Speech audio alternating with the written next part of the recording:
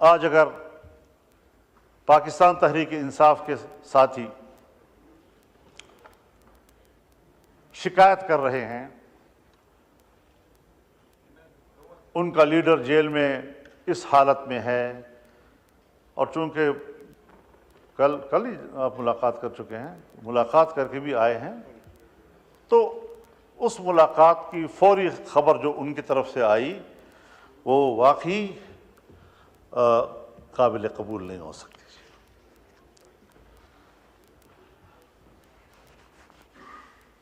جلسے اجتماعات وہ ایک جمہوری حقوق ہیں، اگر جمہوری حقوق میں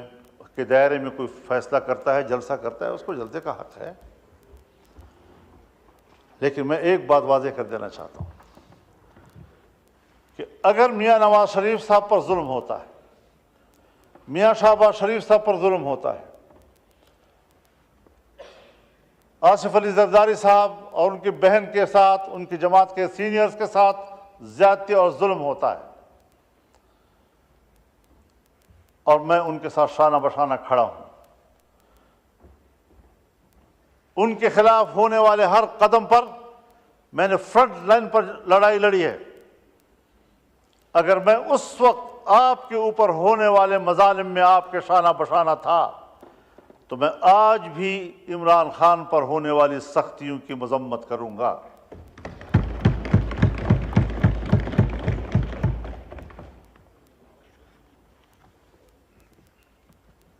اس میں کوئی شک نہیں ہے کہ ایسے حالات پیدا کیے گئے کہ اپوزیشن تقسیم ہو جائے، لیکن میں نے نہ حکومت اور اپوزیشن کو تقسیم ہونے دیا ہے، اور نہ اپوزیشن کو آپس میں تقسیم ہونے دیا ہے، اور نہ پیپلز پارٹی اور مسلم لیگ کو آپس میں تقسیم ہونے دیا ہے۔ میں نے پیپلز پارٹی سے بھی بلکہ حکومت سے بھی درخواست کی تھی کہ آپ یہ مسودہ شنگھائی کوآپریشن کانفرنس کے بعد کریں۔ میں نے پی ٹی آئی سے بھی درخواست کی تھی کہ ان دنوں میں آپ کسی قسم کا کوئی مظاہرہ نہ کریں۔ کیوں؟ باہر سے مہمان آ رہے ہیں، مہمان ویسے بھی قابل قدر ہوتا ہے، گھر میں بھی اگر بھائیوں کے اندر اور عزیزوں کے اندر میں تھوڑی سی کوئی خلش ہوتی بھی ہے تو بھی جب مہمان آتا ہے تو وہ مل کر اس کی خدمت کرتے ہیں، اس کی عزت کرتے ہیں، تو پھر گھر کے داخلی اختلافات اور ناراضگیاں بھول جاتے ہیں۔ یہ ہمارے معاشرے کا اساس ہے، اور میں نے اسی بنیاد پر یہ بات کہی تھی۔ میں شکر گزار ہوں جناب شہباز شریف صاحب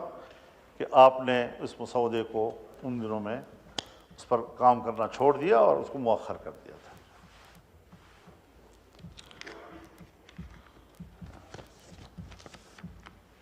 ان کاوشوں سے اور ان تبدیلیوں سے اس آئینی ترمیم کا جو مفہوم اور جس کا تصور تھا وہ مکمل تبدیل ہو گیا۔ ابتدائی مسودے کا تصور بالکل مختلف تھا، اور اب جو چیز ہم پاس کر رہے ہیں اس کا تصور اس سے بالکل مختلف ہے، اور اس صورت میں ہمیں کسی قیمت پر قابل قبول نہیں تھا، اور آج ہم متفقہ طور پر اس کو دستاویز بنا کر اسمبلی سے پاس کرانا چاہتے ہیں، پارلیمنٹ سے پاس کرانا چاہتے ہیں۔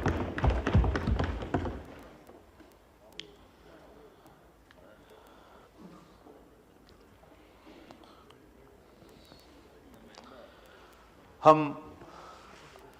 آج بھی ایک بات کہنا چاہتے ہیں کہ عدالت کی تشکیل کے حوالے سے ہر چند کہ میں نے ایک آئینی عدالت کی بات کی تھی، لیکن جتنا بھی ہم نے محنت کی اور کوشش کی اور مختلف سٹیک ہولڈرز کے ساتھ بات کی،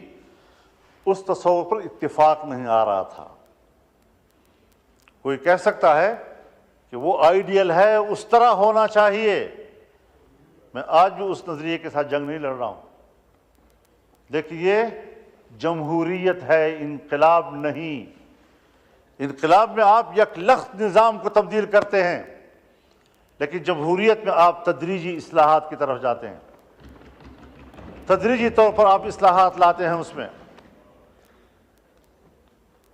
جن چیزوں کے ہم کافی عرصے سے اس قابل نہیں تھے کہ کر سکیں،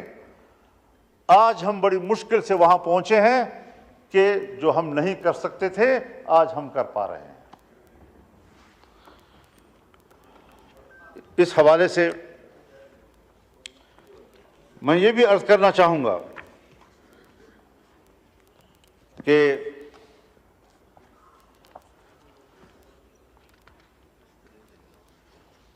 پارلیمنٹ کو ایک بہت بڑا شرف حاصل ہو رہا ہے، اس پورے پارلیمنٹ کو ایک شرف حاصل ہو رہا ہے، اور پوری پارلیمنٹ جو اسلامی جمہوریہ پاکستان کی پارلیمنٹ ہے، اور پاکستان کے عوام جس کی اکثریت مسلمانوں کی ہے، جو دو قومی نظریے کی بنیاد پر ہمارا وجود میں آیا تھا، اور آج وہ فیصلہ دے رہی ہے کہ 2028 کے بعد ملک کے اندر ہر طرح کے سودی کاروبار اور معاملات یہ ممنوع ہوں گے اور کاروبار سود سے پاک ہوں گے۔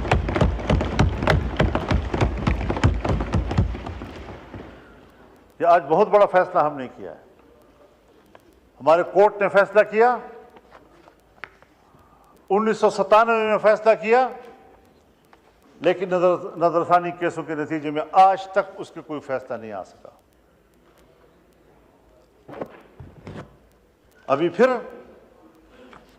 شریعت کورٹ نے اس کے حوالے سے فیصلہ کیا، لیکن کمرشل بینک، عام بینک، وہ دوبارہ نظر ثانی میں چلے گئے، اور وہ اتنی کمزور عدالت ہے ہماری شریعت کورٹ کہ اس کے خلاف کوئی درخواست دے دے تو ان کا فیصلہ معطل ہو جاتا ہے۔ اب اس کو مضبوط بنانا ہے، اور اللہ تعالیٰ نے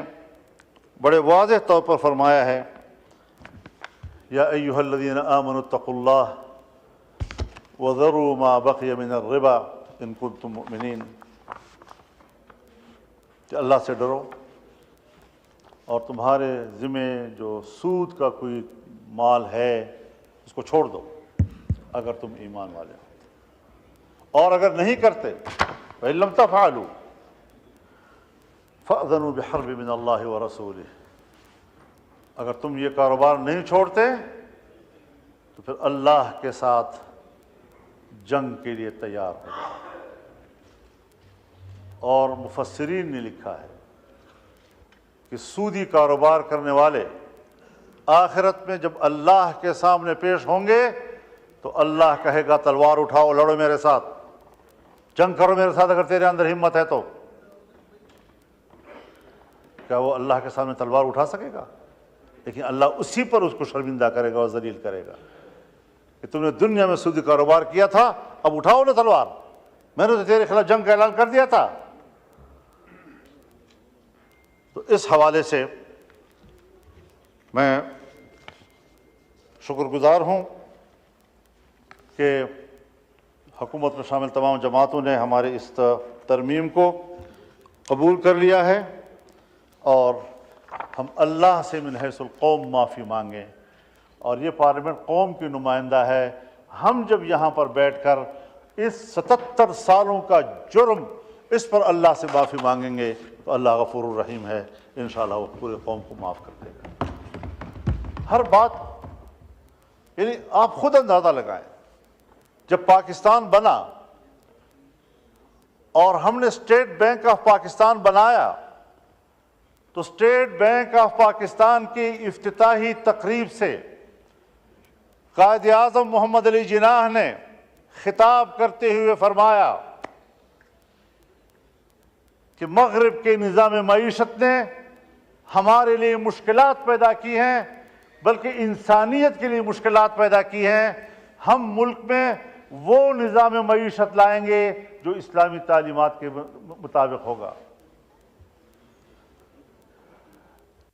ہر بات پہ ہم قائد اعظم کا حوالہ دیتے ہیں، یہاں ہمیں ان کا حوالہ کیوں بھول گیا؟ ہم نے کیوں اس ملک کے نظام کو ٹھیک نہیں کیا؟ تو یہ بھی آج اس ترمیم کی بہت بڑی کامیابی ہے